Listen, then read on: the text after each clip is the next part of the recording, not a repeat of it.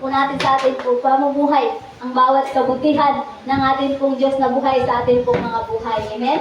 Kaya tunay nga po ay talagang nagpapasalamat tayo sa Diyos sa kanyang pong mga kabutihan at kagandahang loob na patuloy niyang pinaparanas sa bawat buhay po natin sa mundo pong ibabaw. Amen? Kaya tunay nga po sa paglikha pa lamang niya sa langit at lupa, talagang naipakita na po niya kung gaano po siya kabuti sa buhay po natin lahat. Amen? Kaya tunay nga po ay nung last Sunday, ay tinuro nga po natin kung paano ang maging mabuting tao. Kaya ngayon naman po ay ang wastong pamumuhay. Amen? Yan po yung atin pong tatalakayin sa umaga po ito na bulay-bulayin po natin ang salita po ito, ang wastong pamumuhay. Amen? Kaya tunay nga dito po natin malalaman kung paano nga ba ang wastong pamumuhay, umaayos na pamumuhay sa atin pong Diyos na buhay bilang isang mga Kristiyano o mga anak po ng atin pong Diyos na buhay. Amen? Kaya tunay nga po ay talagang blessed na blessed at mabuti talaga ang Diyos sa bawat buhay po natin na tunay nga ay patuloy niyang inihayag, patuloy niyang sinasabi, patuloy niyang ginagawa sa bawat buhay po natin yung mga patotoo, pasasalamat sa bawat buhay ng kanya pong mga anak. Kaya tunay nga na mapalad ka dahil ikaw ay narito sa umagang ito at marinig mo ang wastong pamumuhay na ito. Amen? Kaya dito po sa una, sabi niya po dito sa Tito chapter 2, pababa hanggang 15 po siya, sabi niya po dito, ang wastong pamumuhay. Kaya naman ituro mo ang mga bagay na angkop sa wastong aral. Sabihin mo sa mga nakakatandang lalaki na sila'y maging kapagpigil sa sarili, marangal, makatuwiran, at matatag na pananampalataya sa pag-ibig at pagtitiis. Amen? Ano po yung tinutukoy po ng Diyos po dito sa atin pong mga buhay? Na tunay nga daw po ang sa ganun pong kalagayan, matuto po tayong mamuhay ng normal. Hindi lang mga kalalakihan, kundi mga kababaihan. Dahil ang wastong pamumuhay ay dapat ay makita sa atin pong mga buhay kung paano tayo mamumuhay sa mundong ito na sumusunod sa kalooban sa layunin po ng ating pong Diyos na buhay. Kung paano nga ba tayo mamumuhay bilang mga lalaki at babae ng ating pong Diyos na buhay. Paano nga po ba tayo mamumuhay? Na tinutukoy po ng ating pong Diyos na buhay. Mamuhay po tayo ng alin po? Una, banal, sakdal, at meron pong pagsunod at pagsakop sa ating pong Diyos na buhay. Amen? Dahil kahit hindi po natin nakikita ang hindi man natin nagagawa yung mga bagay sa bawat pagsasangguni natin sa ating Diyos na buhay, sa bawat pagkikipag-usap natin sa Kanya, nakikita po natin yung sagot. Amen? Kaya sa ganun pong kalagayan, dapat ay ipakita po natin yung bawat pagsasangguni, bawat pagsunod po natin sa bawat paglakad po natin upang makita po sa atin pong mga buhay bilang tao o isang tao na lingkod ng Diyos o alagad ng Diyos o anak ng Diyos upang ikaw ay matawag na karapat-dapat na anak ng Diyos. Dapat makita sa iyong buhay ang pagiging isang Kristiyano. Ano po yung unang makita po sa atin bilang isang Kristiyano? Una, ay ipapakita po natin yung sinasabi po natin maka-Diyos po tayo. Saan po kasora makikita yun? Una, sa pananalita, sa pananamit, sa pag-uugali, sa kilos, sa lahat ng uri o aspeto ng buhay na gagawin po natin sa mundong ito. Dapat po ay makita po sa atin po mga buhay pong salita po ngayon. Hindi lang po dapat dala-dala po natin yung salitang Kristiyano tayo, pero sa buhay po ay napakalayo. Dapat yung dala-dala mong pangalang Kristiyano ay makikita po iyon sa iyong buhay. Upang sa gayon ay malakaran mo at makita ng tao o sino man, ng kamag-anak mo, pamilya mo, anak mo, asawa mo, na ikaw nga talaga ay nasa Diyos at ikaw talaga ay maka-Diyos. Dahil ang lumalabas sa iyong mga labi ay talagang kalugod-lugod at kaganda-gandang pakinggan. Amen? Kaya tunay nga na, kaya sabi nga po ng Diyos, baguhin mo. Ikaw ay bago ng kilala. Inago ka na niya, kaya dapat baguhin mo yan ang iyong buhay. Amen? Kaya sabi niya po dito sa 3, sabi niya, sabihin mo sa mga nakatandang babae na sila'y mamuhay ng may kabanalan, huwag maninirang puri at huwag malulong sa alak kundi magturo ng mabuti. Amen. Ano po tinutukoy po ng Diyos po dito sa 3 na po ito na tinutukoy niya po na dapat daw po ay lalo na po yung mga matatanda pong babae, yung mga kababaihan na tinutukoy po ng Diyos na paninirang puri, yun po ay ang marites. Amen. Yun po yung tinutukoy po ng Diyos dito na paninirang puri. Dahil minsan po kasi ang kadalasan po ang Martes po kasi ay nagagaling sa mga kababaihan. Kaya mag-control po tayo ng labi, mag-control po tayo ng ating pong mga dila. Dahil sabi nga po sa lahat ng parte ng katawan, ang dila po ang pinakadelikado. Siya po yung napakalaki na sugat. Kapag nagsalita na, talagang yung sugat na yun ay talagang mahirap maghilom. Amen? Kaya ingatan po natin ang ating pong mga labi. Dahil ang paninirang puri po ay hindi po kalugod-lugod sa ating pong Diyos na buhay. Amen? Dahil sa ganun pong kalagayan ay ipakita po natin na sadyang talagang ikaw talaga ay kinalulugdan o kinamuhian ng Diyos. Sa ganun gagawin mo. Dapat bago ka magsalita ay isipin mo muna na kakalugdan ba ako ng Diyos sa salitang ito na bibitawan ko? O hindi kaya ay nakakasira ako ng kapwa ko masaya pa ako. Amen? Meron kasi iba sa mga marites. Kasi tabi po sa mga marites na nakakarinig po sa akin sa umaga po ito ay meron po talaga iba di ba makasira ng buhay. Amen? Basta makapanilang puri lamang. Basta makapagsalita lamang. Amen? Wala po silang pakialam kung nakasagasa. Wala po silang pakialam kung meron na pala silang sinisipa. Kaya dapat po sa ganun pong kalagayan ay matuto po tayo na ilagay po sa lugar. Bago po tayo magdaldal, ay siguraduhin po natin ang ating pong mga buhay ay talagang wala pong nakikita. Dahil talaga ng daldal sa paligid mo, ano nakikita mo dyan sa kapitbahay mo, daldal ka ng daldal, yung buhay mo naman pala ay mas malala pa roon sa dinaldal mo. Amen? Amen po ba? Kaya dapat huwag daldal ang daldal. Dahil ang daldal mo na yun, ay babalik yun sa iyo. Amen? Kasi sabi ko nga nung linggo, sabi ko, kung ano yung itananin mo, yun ang aaninin mo. Kaya dapat tayo, mag-ingat po tayo sa bawat pananalita po tayo. Ano po sinasabi po ng Diyos dito? Tayo po ay mamuhay ng may kabanalan. Huwag maninirang puri at huwag malulong sa alak, kundi magturo ng mabuti. Bakit po tinutukoy po ng Diyos itong alak po ito? Paulit-ulit niya itong nakikita at nababasa sa Biblia, itong salita pong alak. Bakit? Kasi ang spirit po kasi ng alak, ang umaalipin po sa atin. Ang nagdadala po natin, akala po kasi natin ay masarap, akala po kasi natin ay nakakabuti, pero in deep side, kung atin pong isipin, hindi po siya nakakabuti. Pero una, nakakasulot po siya ng atay. Amen? Na nagdudulot po ng kamatayan sa atin. Kaya dapat ay matuto po tayo na sa ganung bagay ay na naging naligayahan tayo sa ganun ay okay na kasi naligayahan tayo sa ganun Huwag po ganun dahil ang kaligayahan po noon ay panandalian lamang. Kaya talagang maging maayos tayo na mamuhay. Upang sa gayon ay makita natin yung karapat-dapat na buhay natin sa mundo ito. At tayo ay makitaan na tayo ay nagtuturo ng mabuting turo para po sa lahat ng tao na hindi alam yung tama at mali. Amen? Na kahit may edad na, kahit matanda na, hindi pa rin po alam yung tama at mali. Kahit mali na, para sa kanila tama pa rin. Amen? Kaya dapat tayo mga nakakalam, tayo po yung magtutuwid. At huwag na maloob natin kapag tayo po yung nagtuwid. Dahil sa ganun po kalagayan, ang pagtutuwid mo sa iyong kapwa ay isang pagpapaalala na ikaw may pag-ibig sa iyong kapwa. Amen? Kaya sa number 4, sabi niya po dito, upang maakay nila ang mga kabataang babae na mahalin ang kanilang mga asawa at mga anak. Ang mga kabataang ito ay kailangan ding turuan na maging makatwiran, malinis ang isipan, masipag sa gawaing bahay, mabait at masunurin sa kanilang asawa, upang walang masabi ang sinuman laban sa salita ng Diyos ng dahil sa kanila. Amen.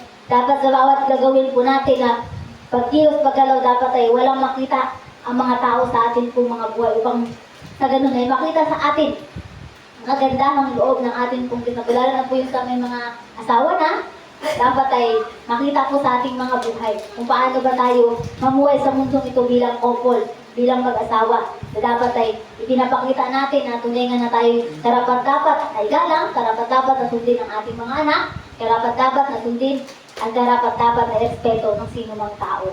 Kaya dapat ay maayon sa ating pamumuhay at dapat pagsunod natin una-una sa kalooban po ng ating Diyos na buhay. Dahil sa ganun nga pong kalagayan ay minsan po nakasira po sa paningin ng tao yung ating po pamumuhay. Kaya yung salita ng Diyos na meron tayo, na dala-dala natin, ay nasisira. nawawasak siya dahil nga po dun sa dungis na nakabaon po doon na nakikita po sa atin pong pamumuhay. Alam niyo po kasi kapag meron pong katiting naman siya na makikita ang tao sa atin pong pamumuhay bilang mga Kristiyano, ay talagang hindi na po yan mababalik pa kahit ano pang kabuti ipapakita mo. Dahil makikita nila yung kamalian mo.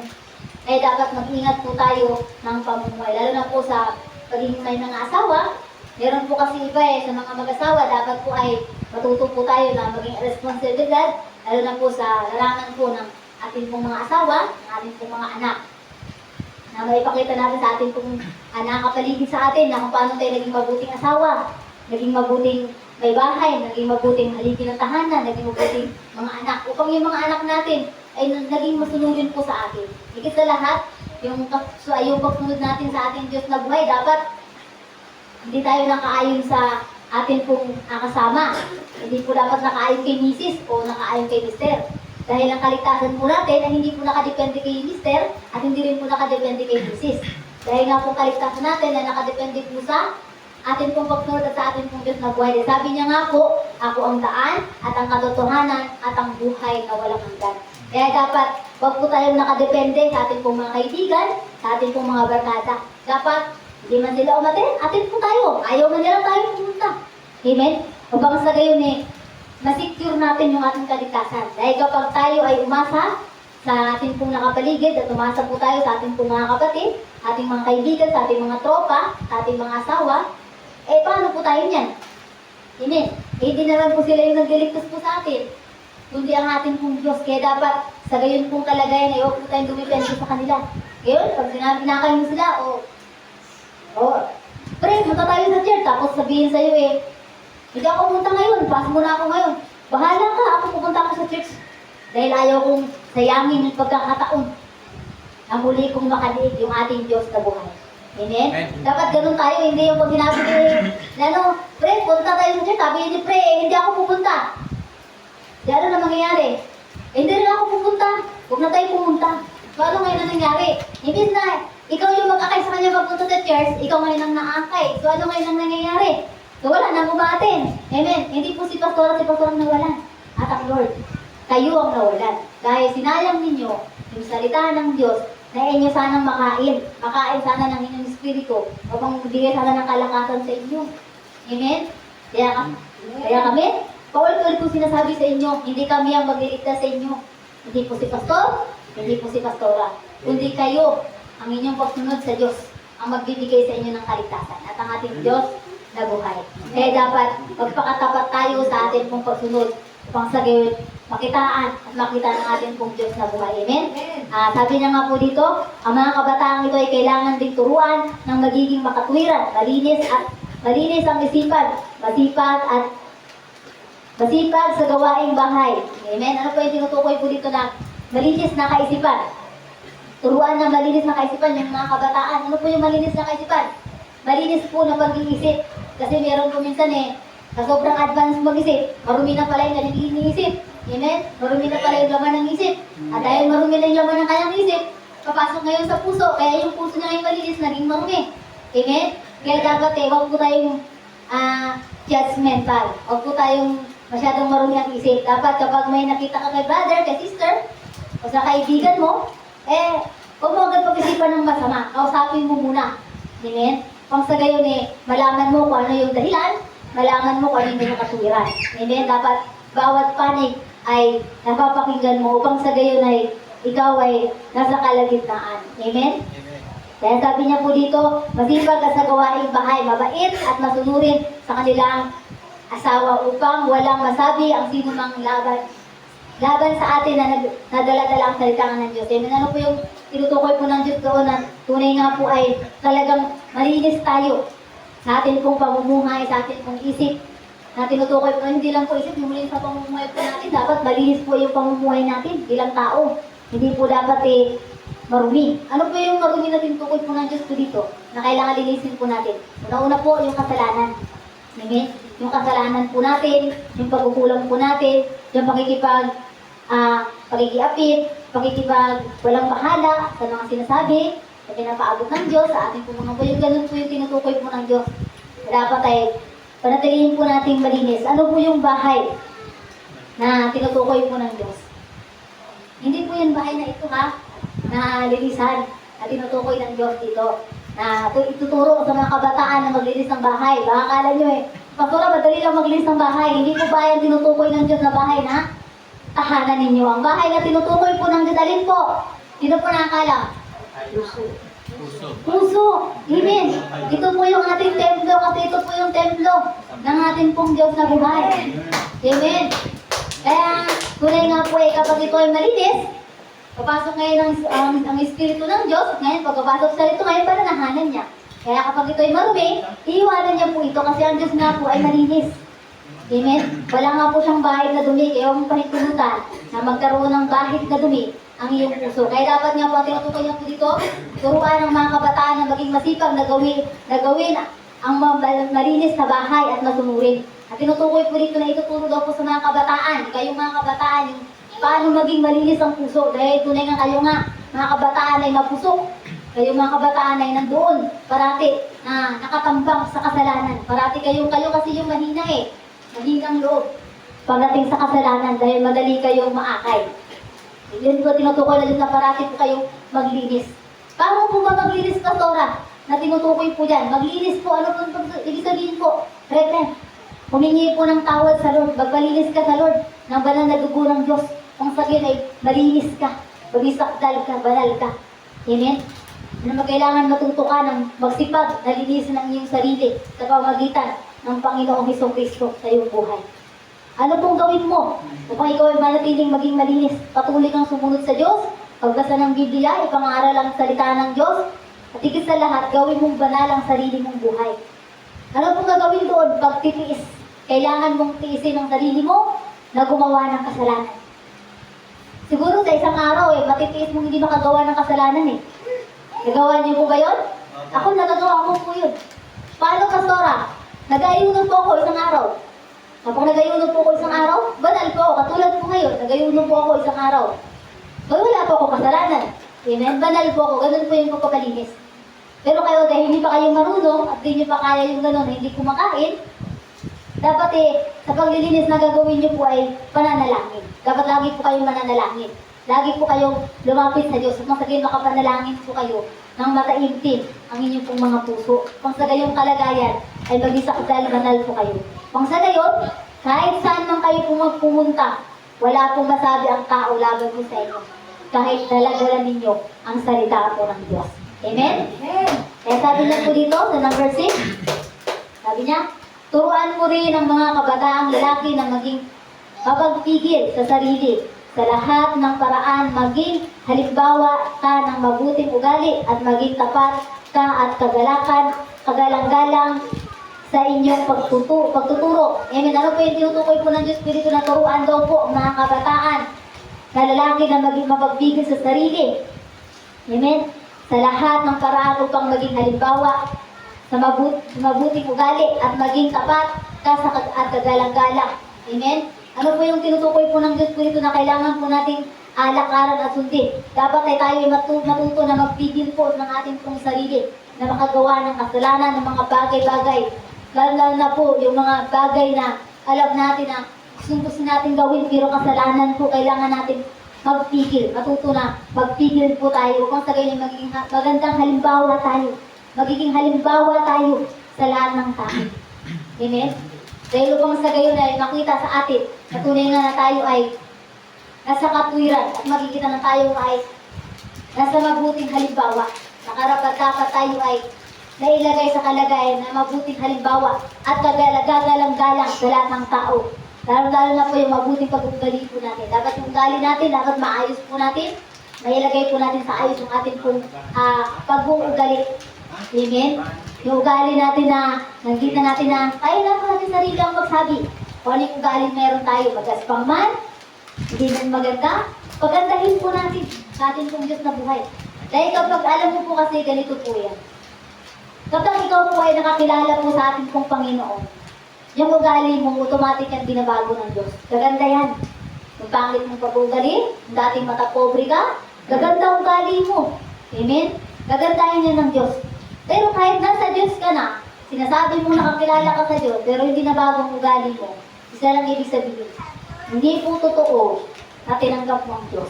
Amen? Hindi po totoo na pinapabago mo sa Diyos ang sarili mo. Amen?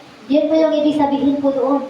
Kaya dapat ay pinapahintulutan natin dapat ang ating pong Diyos na buhay sa ating pong mga sarili, na mabago ang ating pong mga sarili, upang sa gayon ay makita sa ating mga buhay yung tamang pag-uugali natin. Yung pag-uugali ng isang tao, na dapat ay makita sa ating mga buhay. Halimbawa po, ganito, halimbawa, yung mister mo gusto maglingkod, yung misis mo gusto maglingkod, huwag mong pigilan. Kundi, itulak mo siya doon sa gusto niya ngayon. Suportahan mo siya. Huwag mo siya hilain. Kasi ang nangyayari po kasi kapag gusto ng ating mga anak maglingkod, gusto ng ating misis maglingkod, gusto ng ating mister maglingkod, pinipigilan po natin. Kasi bakit po? Dahil nga po ay natatakot po tayo kasi baka mamaya mawala sila sa atin, lumayo sila sa atin, o baka hindi natin sila makita, o saan sila dahil. Hindi po dapat gano'n. Dapat kapag naglingkod po ang ating pong mga anak, naglingkod po ang ating mga asawa, ang ating pong mga misis, ang ating pong mga mister, kapag naglingkod dapat po magpasalamat po tayo. Amen. Bagkus na dapat na sa ganong kalagayan, imbis na pigilan, dapat po ay magpasalamat po tayo. Dahil sa ginawa nila na paglilingkod po iyon, ang bunga po na yun tayo. Dahil tayo bilang may bahay ay magkakaroon po una-una ng magandang pamumuhay. Magandang buhay. Amen. Ano po yung buhay, Pastora, na magandang buhay? Amen. Una-una po kasaganahan. Kasagana po tayo. Kasagana tayo sa pananampalataya, pagsunod, sa blessing, sa lahat. Kasi bakit? Pinili ng asawa mo ang Diyos. Higit man sa anumang bagay, unang anak mo. Pinili niya ang Diyos eh. Kaya nga sabi ko nga ako, kung ako magkakaroon ng anak, sabi ko maglingkod, hindi ko pipigilan. Itutulak ko nga siya doon.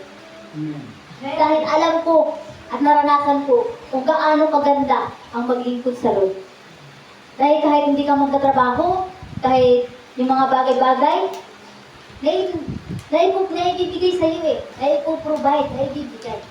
At dahil sa maglilingkod mo sa Lord, natuto kang makontento.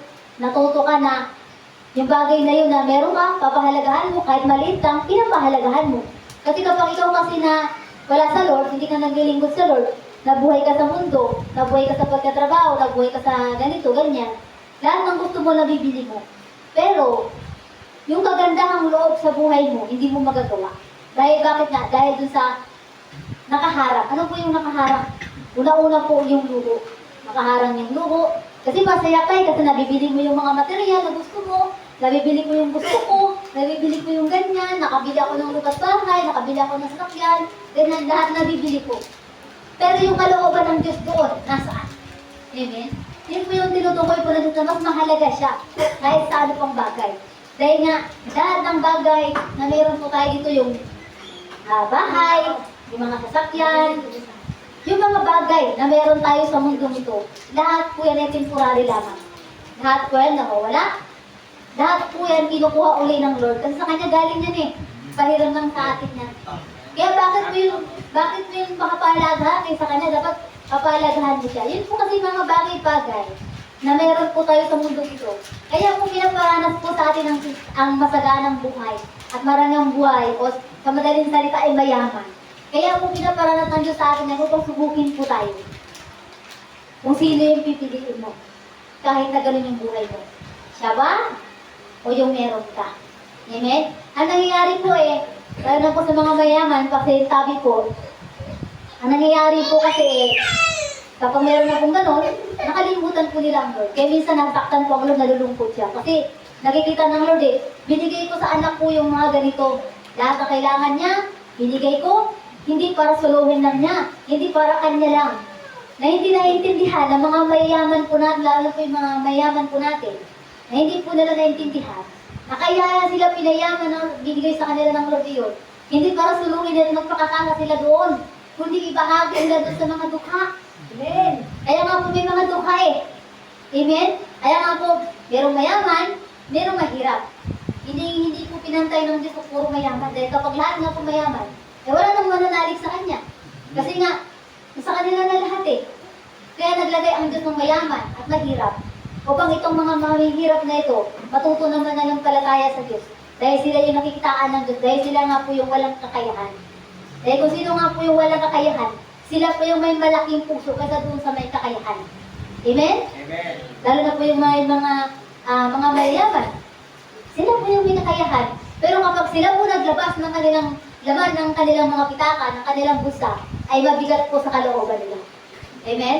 Pero kapag yung mga mahirap, kahit gaano kalaki ilabas sa busa nila, nilalabas nila yan ng may kagalakan sa kanilang mga busa. Kasi bakit po, alam nila na yung bagay na iyon, na pinagalob sa kanila ng Diyos. Yun yung pangunawa ng mahirap kaysa pangunawa ng mayaman. Isang katulad ng mayaman, naghirap ako, nagtrabaho ako, nagkayaman ako, kaya yumaman ako. Yun ang katulad ng mga mayaman eh. Pero yung mga mahirap, hindi. Ang katulad ng mga mahirap, kaya ako meron ganito, yumaman ako, bibigyan ako ng ganito ng Diyos, dahil binigay sa akin ng Diyos. Yun ang katulad nila. Kaya napakalaki ng diferensya. Amen. Kaya kung ikaw ang tatanungin ng Diyos, alin ka dun sa dalawa? Amen? Amen. Alin ka doon sa dalawa? Amen. Ako, kung ako pipiliin, doon ako sa mahirap. Amen? Amen. Bakit gusto mo sa mahirap, Pastora? Mahirap yun. Mas maganda ka mahirap eh. Dahil kapag mahirap ka, natututo ka. Pero kapag mayaman ka, hindi ka natututo. Pero kapag mahirap ka, natuto kang makontento. Pero kapag mayaman ka, hindi ka matutong makontento.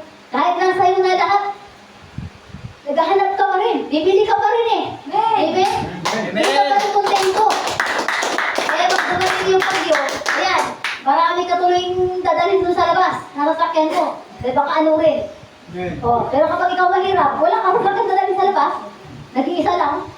Oh. Eh, nung nagbahanga dito, yung bike ko, hindi ko nilikas. Diyan lang siya. Kasi hindi naman siya lulutang eh. Amen? Totoo po yun. Kasi bakal po yun eh. Kaya sabi ko, mas maganda talaga yung mahirap. Amen? Hindi ako nagpapakahirap. Yung nilikas ko lang si Bunso. Amen? Dala yung nilikas ko. Mas mahal ko yun. Amen? Amen po ba? Kaysa bike ko. Pero sa Lord, mas mahal ko ang Lord. Amen? Amen. Kaya talagang, yun yung pinagkakaiba sa dalawang uri ng tao na sinasabi ng Diyos na yung dalawang tao na ganun po yung kalagayan. Kaya dapat matuto tayo na pumili ng tamang buhay na meron po tayo. Dahil binigyan po tayo ng karapatan ng Diyos na mamili. Amen? Kaya sa ganun pong kalagayan, makikita po dito yung magandang halimbawa po sa atin. Magandang pamumuhay at kagalang-galang at sa pagtuturo ng tamang katuruan. Amen? Kaya yun po yung sinasabi po doon sa 7, sa 6, 7. Kaya tunay nga po ay talagang napakabuti ng ating pong Diyos na po sa salita po ginatunay nga na lagi niyang pinag-uutos at sinasabi sa atin ng pagpipigil po sa sarili na lagi niyang nare-remind po sa atin. Amen? Kaya sa 8 po tayo, sabi niya po sa 8, nararapat na pananalita ang lagi mong gamitin upang hindi mapintasan ni numan ang mga sinasabi mo sa gayon, mapapahiya ang ating mga kalaban sapagkat wala silang masasabing masama laban sa atin. Amen. Ano po yung tinutukoy po ng Diyos dito? Na dapat daw po ay nararapat na pananalita ang lagi po nating sasabihin at gagawin. At gagawin. Ano po yung nararapat na salita? Na parati po nating sasabihin at babanggitin. Yun po yung mabuting salita. Ano po yun? Nauna, dapat lumalabas po sa ating mga labi ay salita po ng Diyos. Mayroong pagsama ng Diyos. Hindi po yung lumalabas po sa atin, mura dito, mura doon. Amen? Talagang nakakarindi. Ako talaga, pagising mo pala sa umaga, marinig mo na si kapitbahay. Puto po dyan, puto po dyan, puto po dyan, taka doon. Sabi ko, ano ba ito, Lord? Amen? Nakakarindi. Amen? Doon yung taong yun, makikita mong wala siyang Diyos. Pero kapag ang taong may Diyos, ang maririnig mo sa Kanya, salamat, Lord. Yung lagi mo naririnig sa Kanya. Marami siyang nagpapasalamat sa maliit na bagay na meron siya. Amen? Yun po yung kaibahan. Hindi ko magpasalamat naririnig mo ito yung umaga. Puto po tsinta ka naman ay aga-aga. Amen? Kaya yung ganda ng gising mo, nasisira. Amen? Kaya sabi ko nga, Lord, baguhin mo ang lahat ng tao. Hindi na sila magsalita ng ganyang salita. Dahil talagang una-una ikaw yung sinasaktan nila nang hindi nila nakikita. Nang hindi nila alam. Amen? Kaya dapat yung ganun pong pag-uugali ay huwag po natin tularan. Gamitin natin yung magandang pag-uugali, magandang pananalita na dapat ay makita sa atin pong mga labi.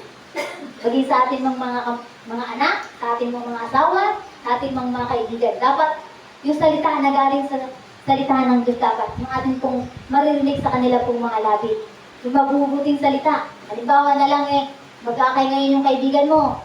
Tre, tagay tayo. Sagutin mo. Tre, huwag dyan. Magagalit sa iyo ang Diyos. Alam mo yung dapat natin gawin? Magpasalamat tayo sa Diyos ngayon. Hindi yung ayain mo ako dyan sa tagay. Huwag muna tayo magtagay. Magtagay tayo doon sa Lord. Amen? Doon tayo sa Lord. Amen?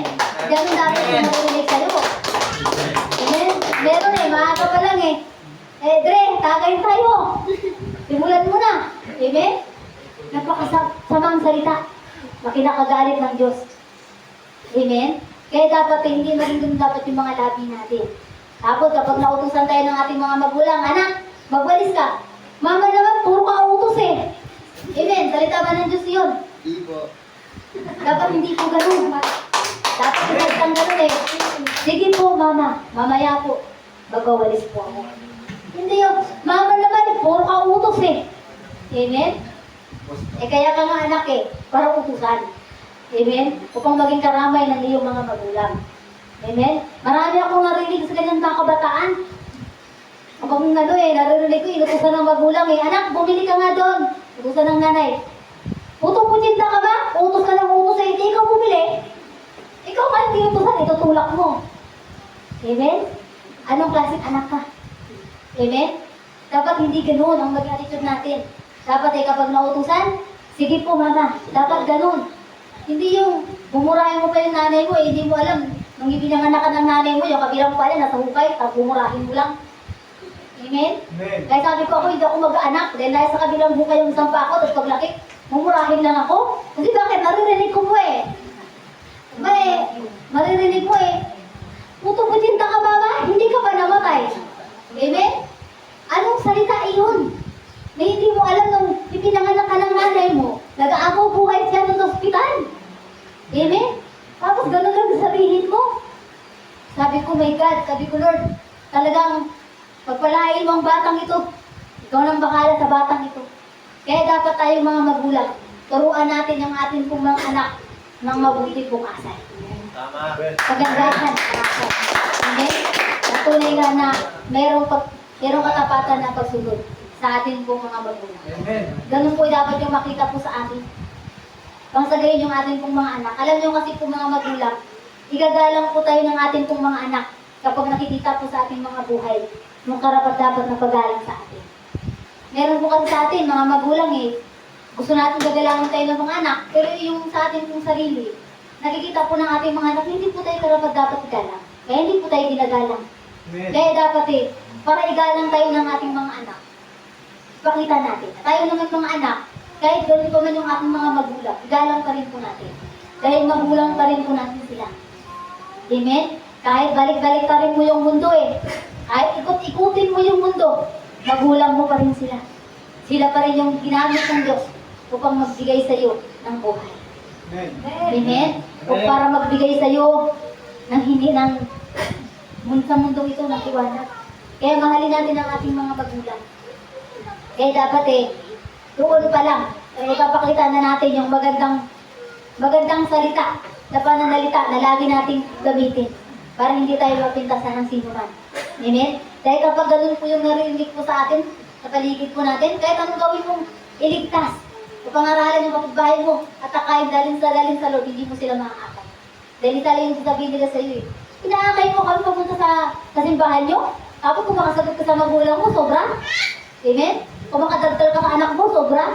Paano kami sunod sa iyo? Amen? Yun po yung tinutukoy po ng Diyos.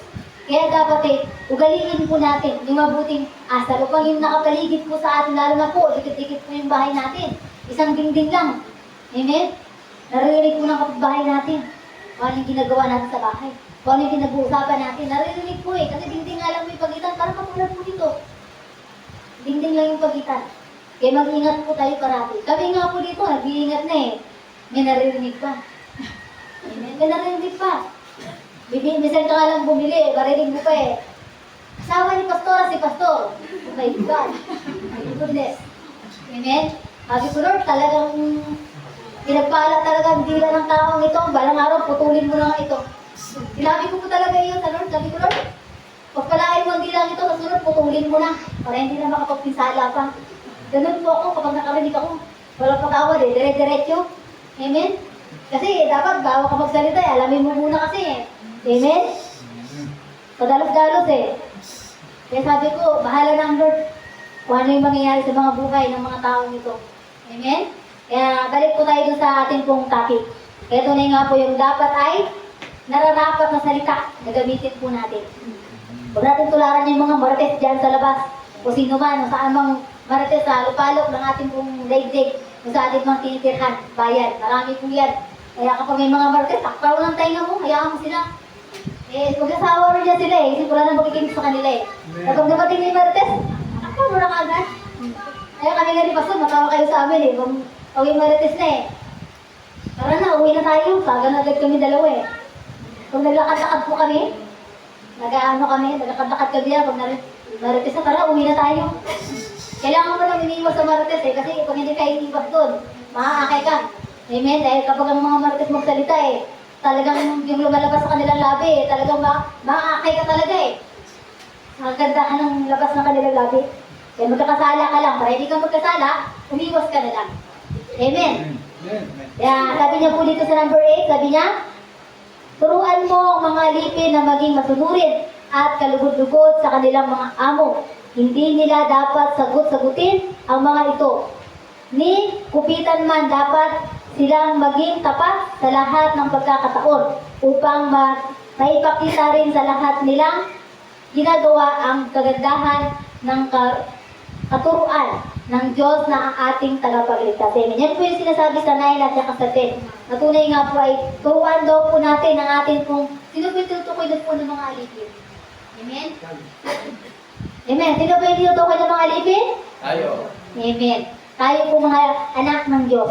Dapat daw po yung mga congregation, dapat daw po ay sumunod doon sa pinag-uutos. Dapat daw po ay maging masunurin at kalugod-lugod sa kanila pong amo. Sino po yung amo po yung tinutukoy?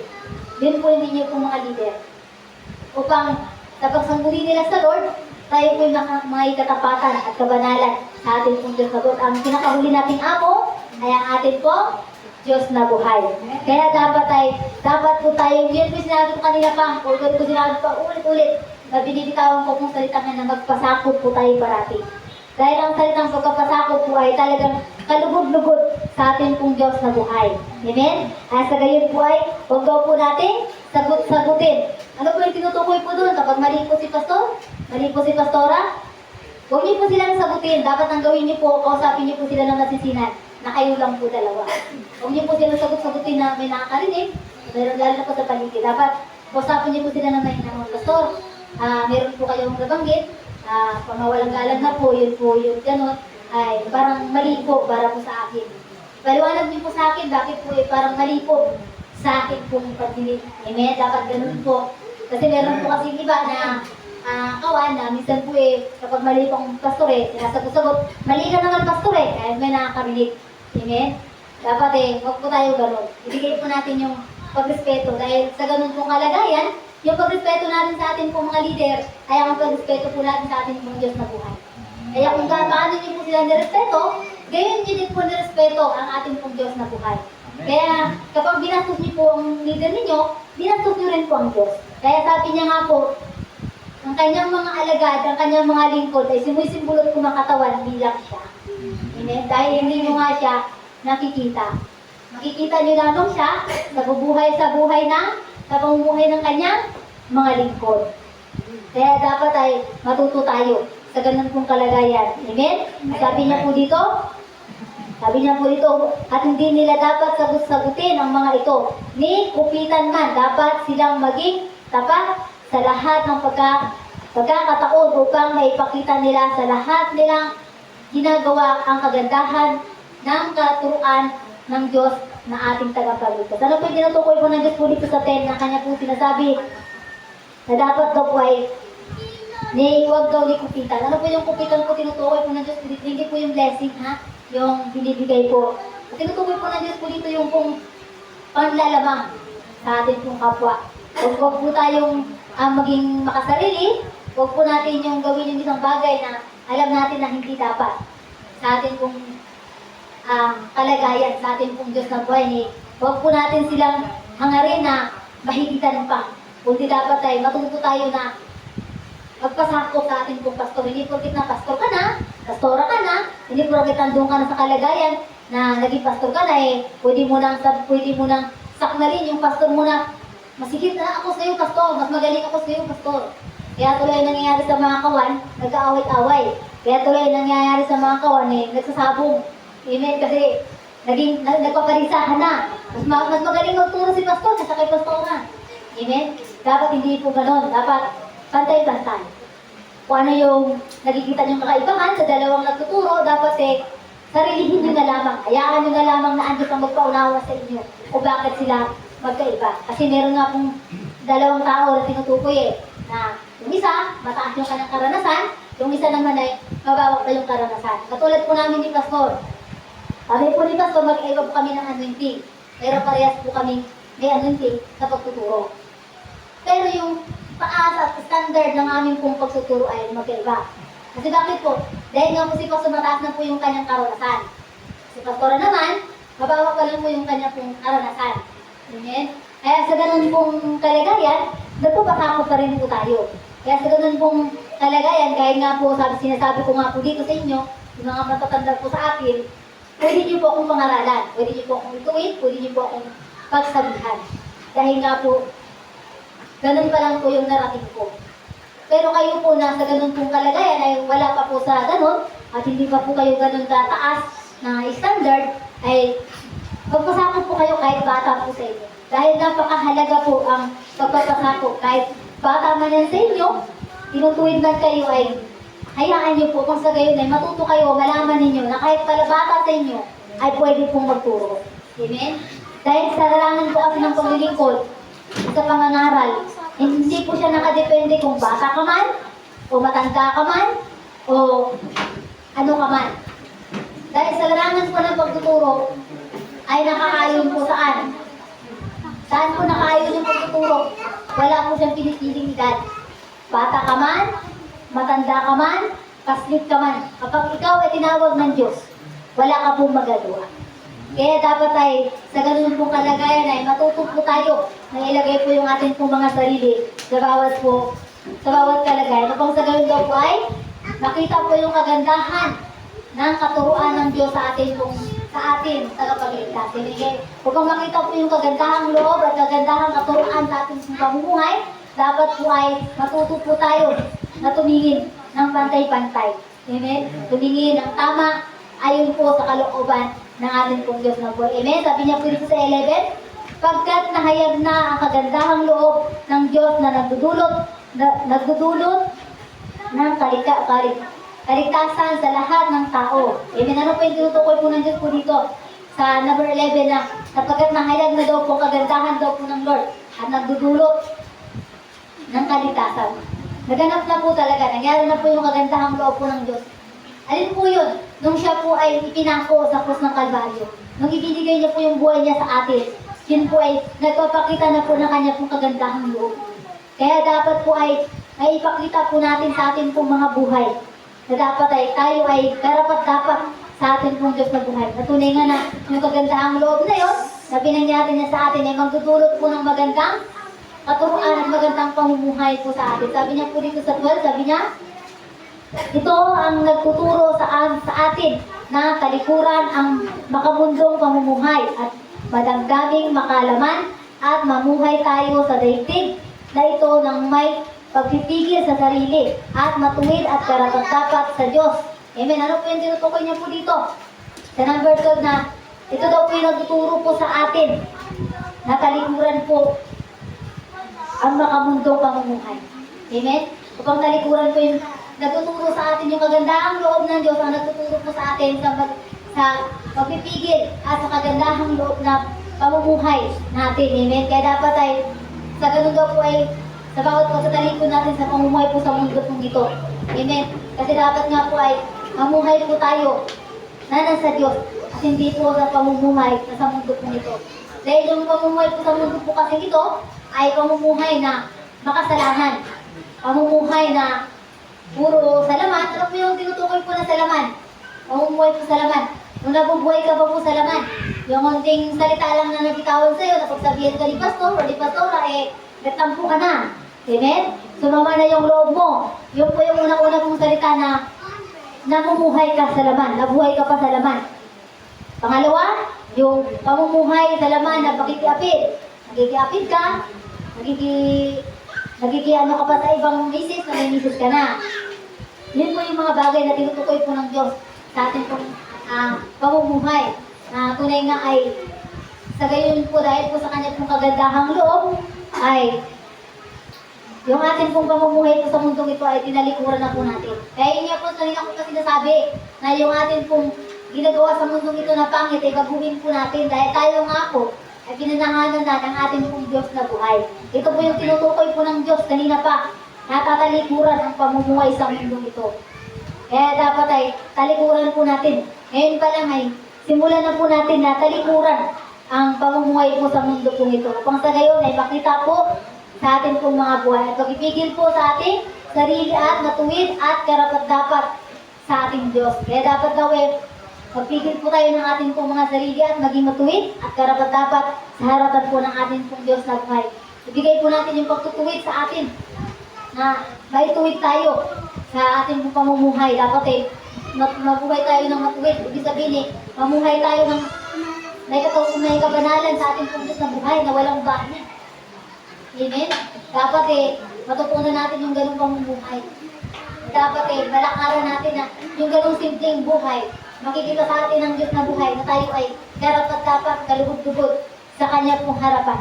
Upang sa gayon ay matawag niya tayo na karapat-dapat sa Kanya. Amen? Kaya sabi niya po dito sa 13, habang hinihintay natin ang pinagpalang araw na ating inaasahan, ito ang araw na mahayag ang kaluwalhatian ng dakilang Diyos at tagapagligtas na si Hesus Kristo.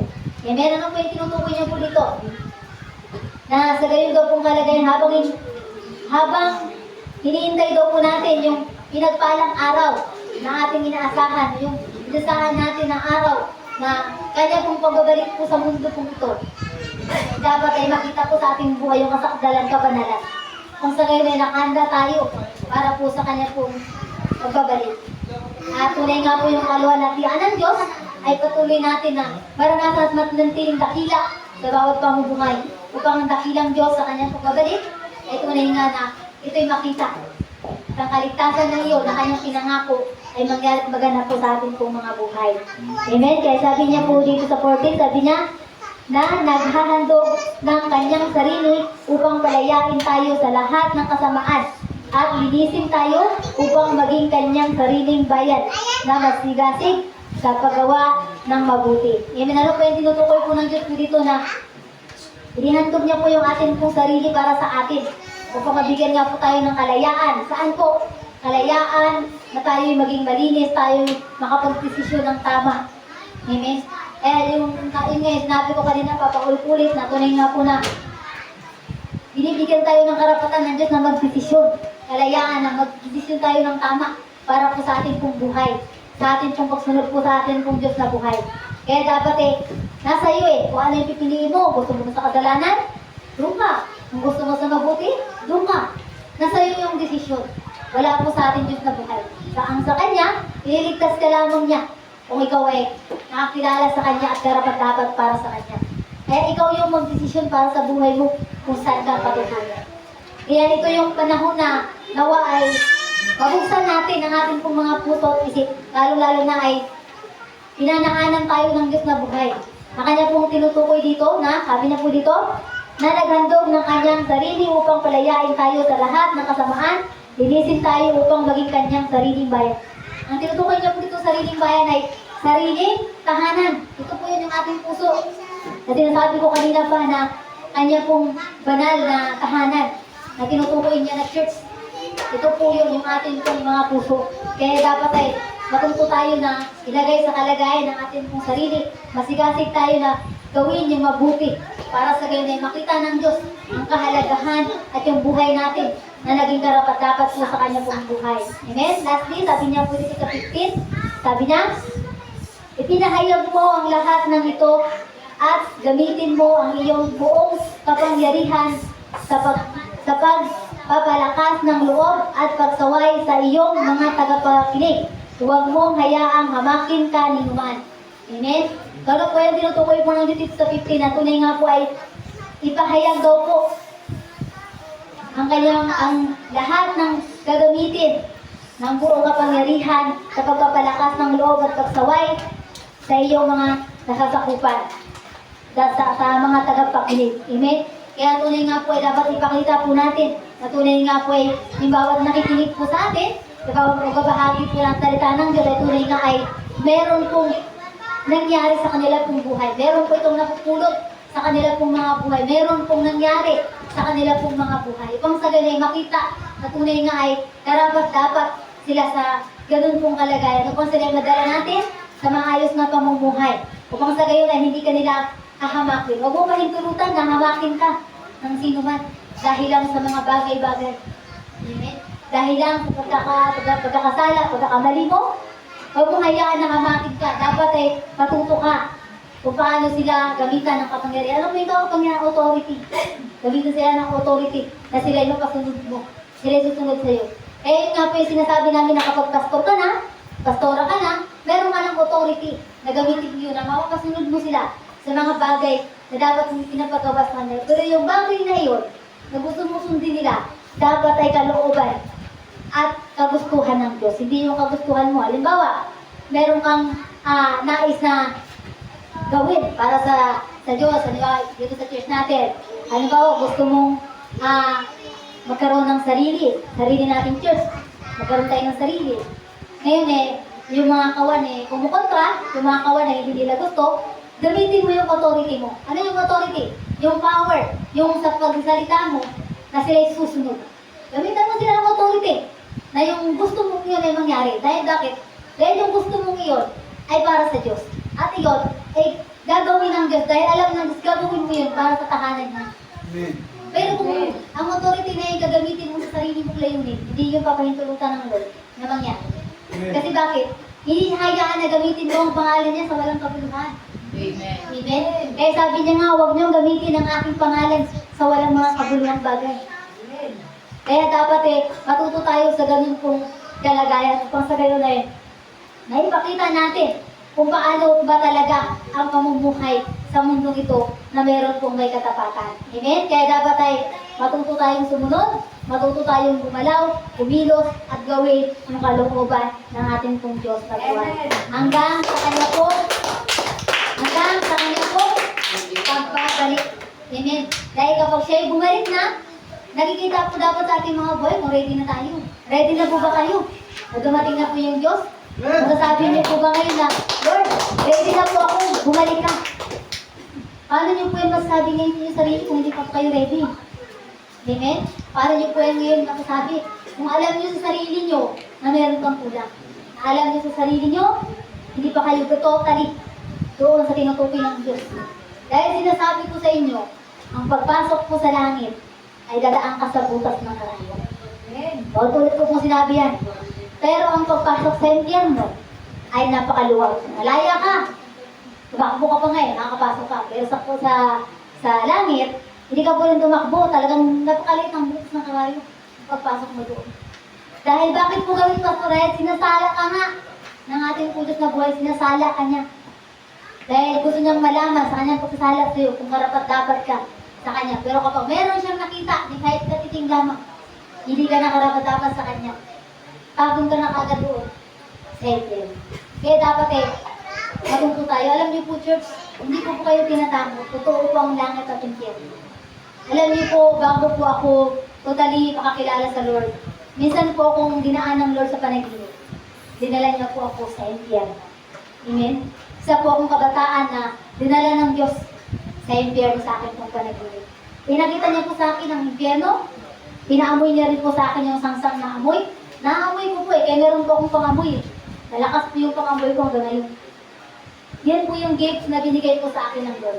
Kaya naniniwala ako, totoo ang langit ang impyerno dahil nakita ko po. Amen? Nakita ko po yun. Nung ako po'y nakarating doon, nakita ko po kung paano inarusahan ang mga taong naroon. Nakita ko po kung paano sila pinahirapan, kung paano sila walang awa na tinututur ng demonyo doon. Demonyo ang nagtutur po sa kanila. Sinama po ako ng Lord sa lugar na iyon, kasama ko po ang Panginoon sa akin po panaginip. Pagpunta ko po doon, pagpunta po namin doon, sabi ko sa Lord, hindi ko po kaya. Hindi ko kaya yung amoy, hindi ko kaya yung init, hindi ko kaya sa lugar na ito. Mula noon, nung ako'y gumising, sabi sa akin ng Panginoon, nung bago ako gumising, sabi niya, anak, sa iyong pagising, sa iyong pagbalik sa iyong katawan, sabi niya, ito ang ibahagi mo sa lahat. Na totoo ako, totoo ang impyerno. Totoo ang kaharian ko, totoo ang langit, totoo ang impyerno. Ipinangaral ko po yan sa lahat ng kabataan na 50 plus na hinawakan ko. Nagbigay sa kanila ng takot. Napuno dati, dumami ang mga kabataan dati dahil takot ko lang yun. Tutok sila natakot. Sobrang dami nila dahil natakot sila sa ganong kalagayan. Kasi nasabi ko sa kanila, totoo ang impyerno.